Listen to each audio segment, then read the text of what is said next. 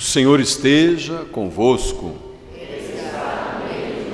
Proclamação do Evangelho de Jesus Cristo, segundo Mateus.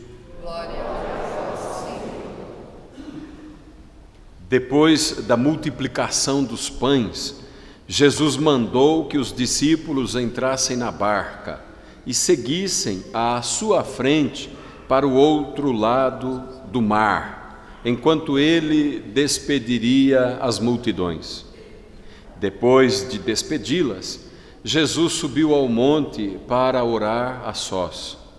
A noite chegou e Jesus continuava ali sozinho. A barca, porém, já longe da terra, era agitada pelas ondas, pois o vento era contrário. Pelas 3 horas da manhã, Jesus veio até os discípulos, andando sobre o mar. Quando os discípulos o avistaram, andando sobre o mar, ficaram apavorados e disseram: é um fantasma. E gritaram de medo. Jesus, porém, logo lhes disse: coragem, sou eu, não tenhais medo. Então Pedro lhe disse: Senhor, se és tu, manda-me ir ao teu encontro, caminhando sobre a água. E Jesus respondeu: vem. Pedro desceu da barca e começou a andar sobre a água, em direção a Jesus. Mas quando sentiu o vento, ficou com medo e, começando a afundar, gritou: Senhor, salva-me.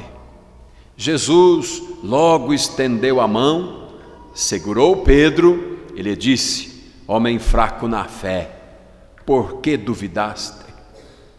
Assim que subiram no barco, o vento se acalmou. Os que estavam no barco prostraram-se diante dele, dizendo: verdadeiramente tu és o Filho de Deus. Palavra da salvação. Queridos irmãos e irmãs, no mundo em que nós vivemos, com tantas tribulações e dificuldades e tantos apelos, não é fácil manter a fé. Eu digo isso para vocês porque aqui cada um de nós tem uma experiência de Deus, cada um de nós tem uma determinada fé, um tipo de fé, cada um de nós sabe a sua fé como é, conhece a sua fé. E eu digo, a partir do Evangelho de hoje, que muitas vezes nós duvidamos da presença de Deus em nós, dele conosco. Por isso, esse texto de hoje vem para nos ajudar a pensar, a refletir. Vejam, vou situá-los no momento em que esse texto é escrito, para que a gente possa compreendê-lo bem e depois atualizá-lo. A comunidade cristã, logo após a morte e ressurreição de Jesus, tentava realizar aquilo que Jesus havia ensinado. Tentava, a comunidade, levar o reino de Deus, apontar o reino de Deus para as pessoas. Pouco a pouco, muitos desistiram. Até hoje é assim, né? Alguns começam e desistem no meio do caminho. Muitos criticavam a comunidade. Muitas vezes a comunidade era perseguida pelos judeus, israelitas, pelos outros povos. De qualquer forma, ser igreja, logo no começo, era desafiador. Daí a imagem que aparece da barca. Nós somos uma barca, diziam eles, e esta barca está singrando nos mares. O mar é a vida, com todos os desafios que a vida apresenta. O mar são as contrariedades. O mar representa a cultura. O mar representa também as críticas. O vento contrário revela que isso tudo põe em risco a barca. Diz o texto que eles estavam com medo. Vejam a beleza e vejam o que é que o autor bíblico está nos ensinando. Jesus, depois de rezar, caminha sobre o mar.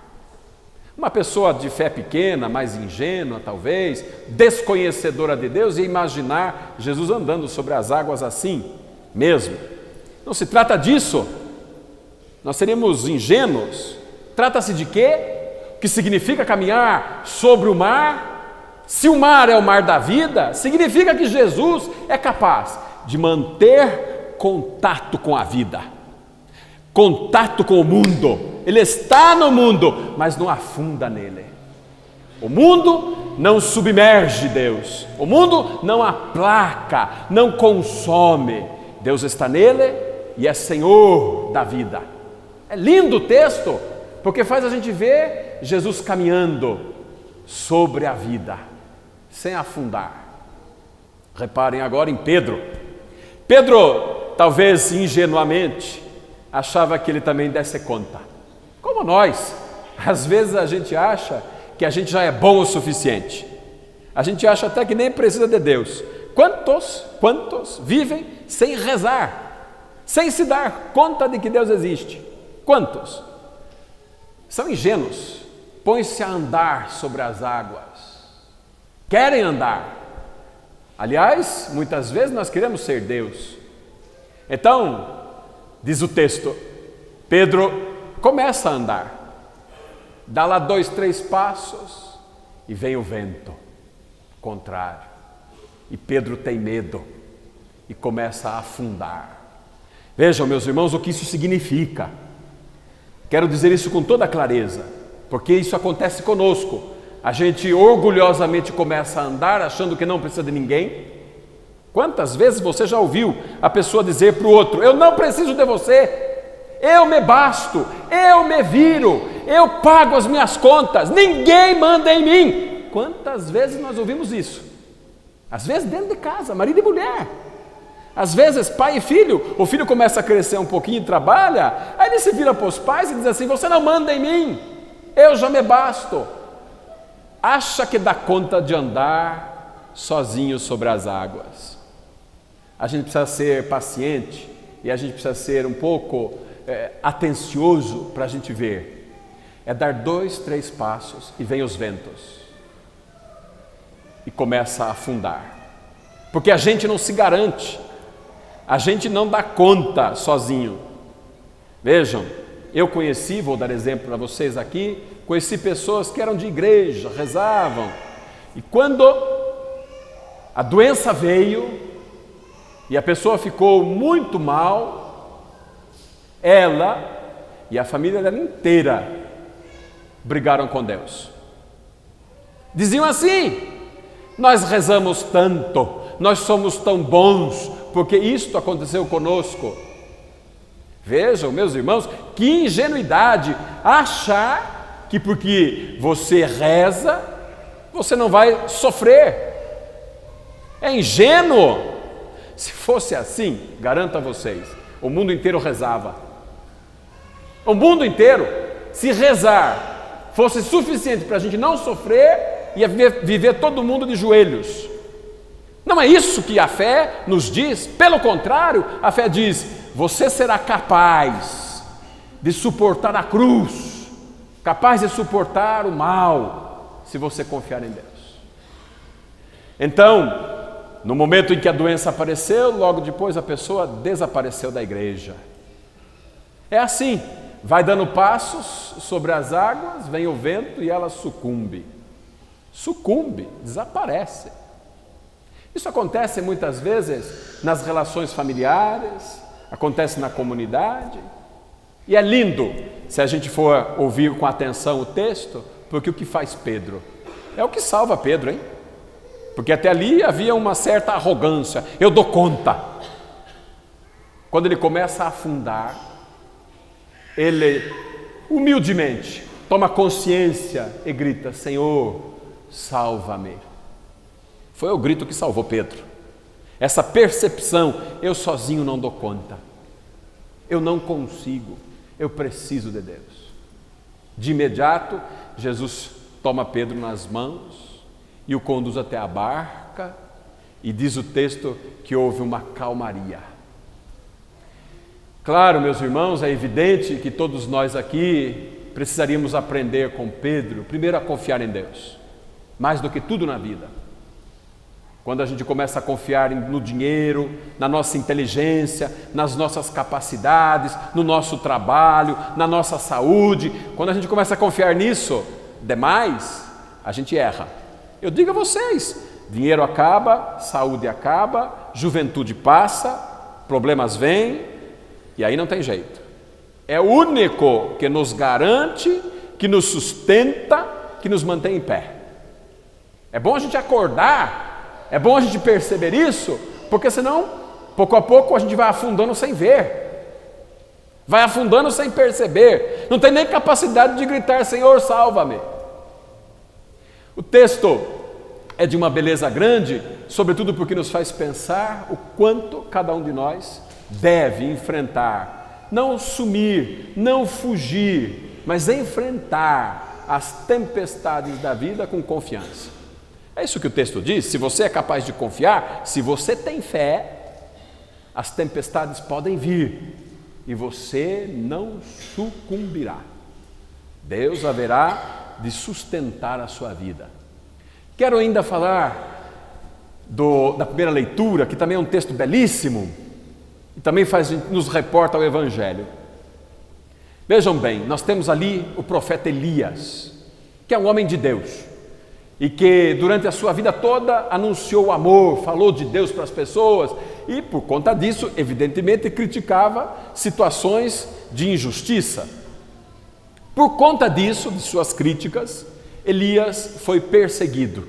O rei Acabe, casado com uma estrangeira, Jezabel, formaram uma dupla perfeita e começaram a perseguir Elias, de tal modo que Elias chega uma hora, está muito cansado, pede a morte.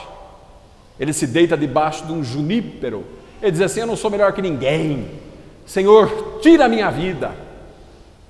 E Deus diz a ele: não, levanta, come, você ainda tem um caminho a fazer. Depois de um tanto, de novo Elias está cansado e fugindo, porque Jezabel e Acabe puseram soldados atrás dele. Ele está agora numa gruta, é o texto de hoje. Está dentro de uma gruta e pensando lá que Deus deveria fazer justiça. Como nós, às vezes, quando somos injustiçados, nós queremos que a justiça de Deus venha. Só que a gente quer do nosso modo. A gente acha que Deus vai fazer justiça do jeito que a gente quer. Quantas vezes você, diante de uma situação difícil, você pensou pelo menos: deixa, Deus haverá de te mostrar, Deus tarda, mas não falta. Na cabeça da gente é o seguinte: Deus vai dar um castigo danado que você vai aprender. Eu não posso te ensinar, mas você vai ver só. É assim que a gente pensa. A gente quer que Deus, Ele nos vingue. E assim é. Vejam o texto, estava lá Elias com raiva de Acabe e Jezabel, e ele pensava: não, Deus vai vir. E pensava que fosse uma tempestade.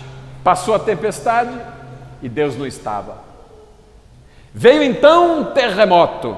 Aí Elias falou: agora esses danados vão entrar debaixo da terra. Não era Deus. Veio fogo e não estava Deus. Elias já estava até desanimado. Deus me abandonou. E aí, vejam a beleza de novo do texto. Veio uma brisa suave e Deus aí estava. O que é que Elias aprendeu? Qual foi o ensinamento? Elias se deu conta: Deus não é como eu quero, Deus não faz o que eu quero, Deus não vinga conforme a minha vontade. Ele teve que reaprender, ele teve que redescobrir um rosto novo de Deus, uma maneira nova de Deus. Eu não sei como é, de que maneira você se relaciona com Deus, como é a sua relação com Ele, mas eu sei que Elias aprendeu muito a atualizar, a ver de um outro ângulo, a compreender de uma nova maneira nosso Senhor. Isso nos faz pensar também que a gente não pode nunca estar acomodado. Eu já sei quem é Jesus, eu já sei quem é Deus. Se você estiver atento, Deus é sempre novo, sempre nos mostra uma maneira nova de uma forma completamente impensável, nos faz compreender de um outro jeito. É lindo. Por isso, queridos irmãos, nós hoje, ouvindo esses textos, primeiro devemos ter coragem de enfrentar a vida, enfrentá-la com fé, enfrentá-la sem medo, e depois estarmos atentos, porque Deus nos fala de muitas maneiras e sempre nos surpreende se nós estamos abertos a Ele. Vamos ficar um instantezinho no silêncio. Quero cantar com vocês um refrão, pelo menos, de uma música que vocês conhecem bem. Mas antes eu quero que você pense aí como é a sua relação com Deus, há quanto tempo você não conversa com Ele.